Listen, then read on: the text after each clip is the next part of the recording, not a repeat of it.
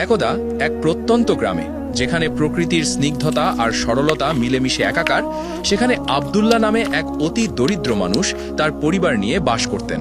তার কুঁড়ে ঘরটি ছিল নদীর ধারে, মাটির দেয়াল আর খড়ের ছাউনি দিয়ে তৈরি। অভাবের ছাপ স্পষ্ট, কিন্তু সেখানে ছিল এক গভীর শান্তি। এই শান্তির মূল কারণ ছিলেন আব্দুল্লাহর স্ত্রী মালিহা, যিনি ছিলেন তার জীবনের প্রতিটি সংগ্রামে ধৈর্যশীল সঙ্গী এবং তার ঈমানের প্রতিচ্ছবি। মালিহা তার স্বামীর মতো একই তাকুয়া ও কানাত অর্থাৎ সন্তুষ্টি নিয়ে সংসার পরিচালনা করতেন। আব্দুল্লাহ ও মালিহার কোল আলো করে এসেছিল 3 সন্তান। তাদের বড় ছেলে আব্দুর রহমান, যার বয়স 14, যার স্বভাবে ছিল পিতার মতো এক শান্ত, ভালো এবং তাকুয়াবান ছাপ। মেজ ছেলে সাজ্জাদ, যে ছিল আরও এক ধাপ এগিয়ে। ফরহেজগারিতা ও তাকওয়ার দিক থেকে সে ছিল পরিবারের সেরা।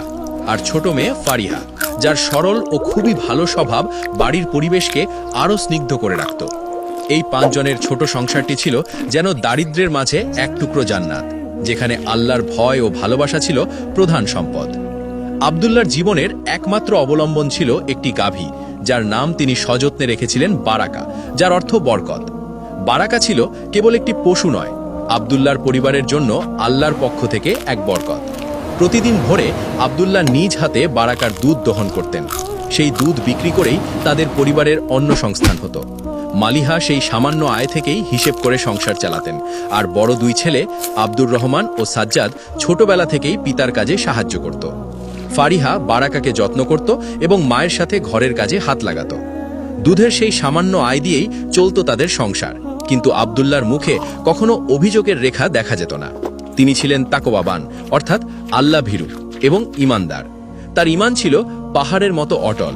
তিনি বিশ্বাস করতেন রিজিক কেবল আল্লাহর হাতেই, এবং তিনি যা দেন তাতেই কল্যাণ নিহিত। আব্দুল্লাহর এই গভীর কানাত অর্থাৎ সন্তুষ্টি তাকে গ্রামের সবার কাছে শ্রদ্ধার পাত্র করে তুলেছিল। অভাবের তাড়না তাকে কখনো কৃপণ বা স্বার্থপর করে তোলেনি, বরং তার তাকওয়া তাকে শিখিয়েছিল প্রতিবেশীর হক আগে।